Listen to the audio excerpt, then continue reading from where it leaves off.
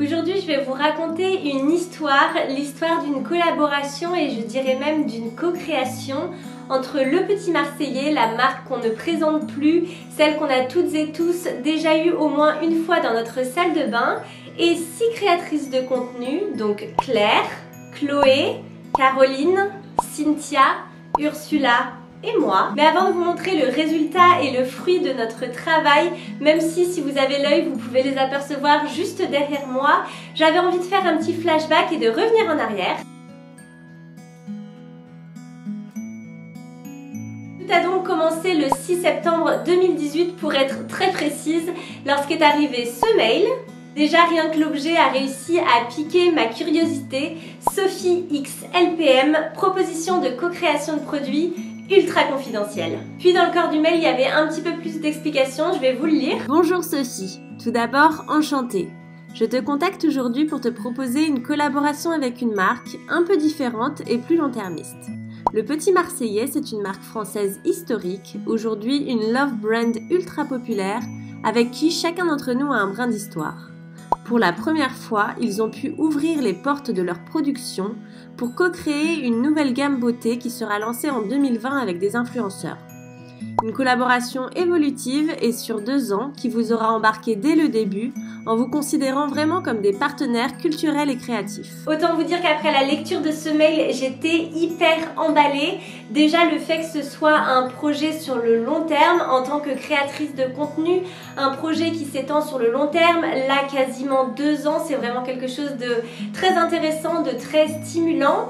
Et puis pouvoir rentrer dans les coulisses de la marque, dans les coulisses de la création d'un produit, pouvoir donner son avis et vraiment suivre l'évolution du produit de A à Z, c'est quelque chose de hyper intéressant, d'inédit, et je mesurais déjà la chance que j'avais de pouvoir participer à un tel projet. Et ensuite j'ai eu l'agence au téléphone parce qu'il y avait une agence qui faisait l'intermédiaire entre Le Petit Marseillais et nous pour avoir un petit peu plus d'informations sur le projet, pour savoir ce qu'on attendait réellement nous.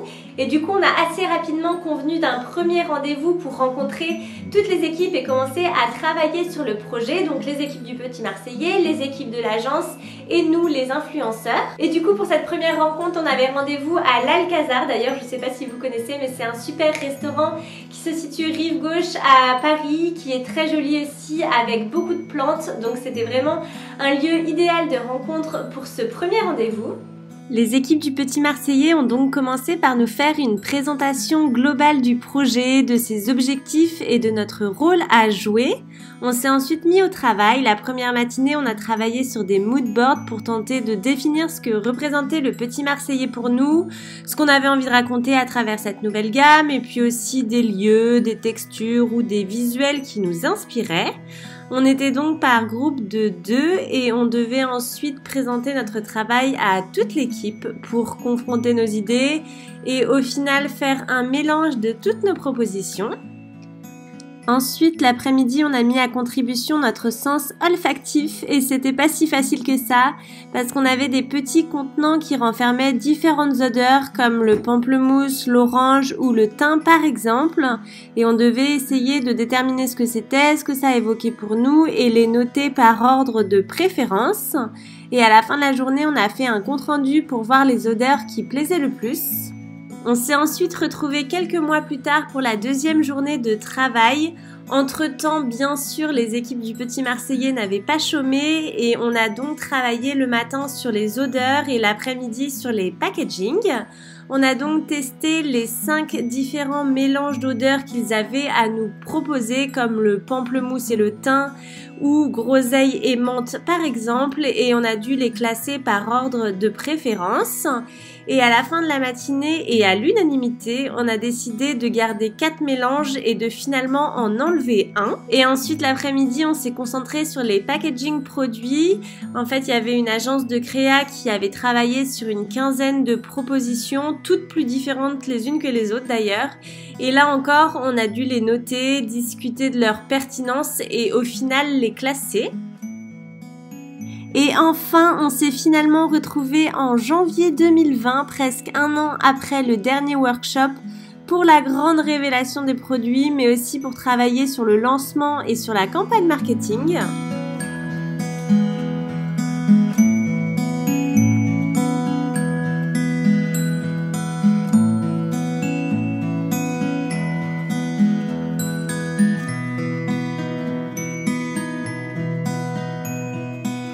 Et donc pour vous présenter cette nouvelle gamme de produits qu'on a appelée les petites créations en rapport à cette collaboration, on a voulu que la gamme soit la plus respectueuse possible à la fois de notre corps mais aussi de l'environnement, avec des produits composés d'ingrédients au minimum à 97% d'origine naturelle, avec des emballages recyclables, tout en gardant l'univers du petit Marseillais, pop, frais et coloré.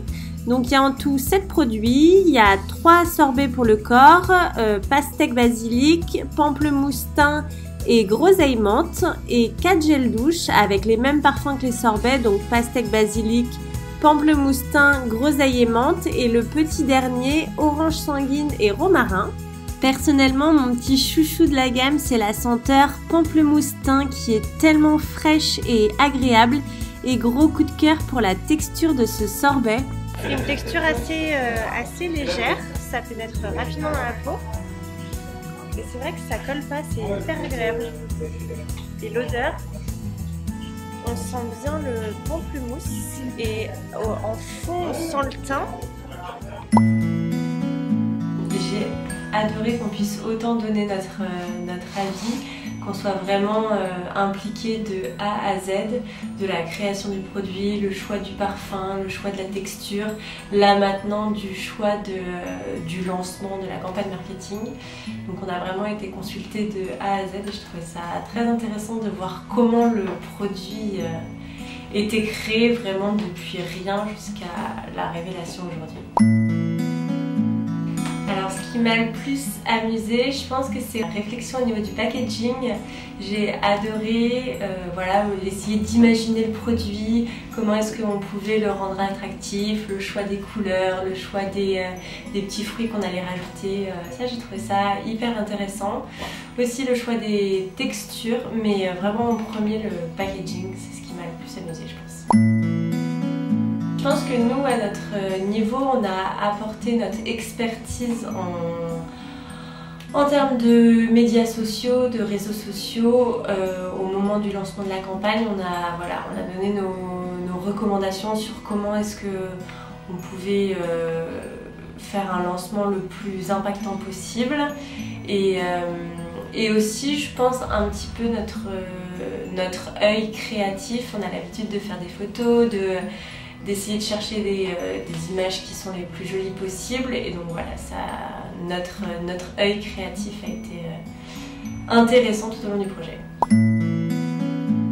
Je suis même sûre que ça va plaire à ma communauté parce que c'est un lancement au printemps, les parfums sont hyper frais, hyper dynamiques, c'est des odeurs qu'on a envie d'avoir à cette période de l'année, les textures sont innovantes et hyper agréable à appliquer, donc pour moi c'est un 100% et je suis sûre que ça va cartonner.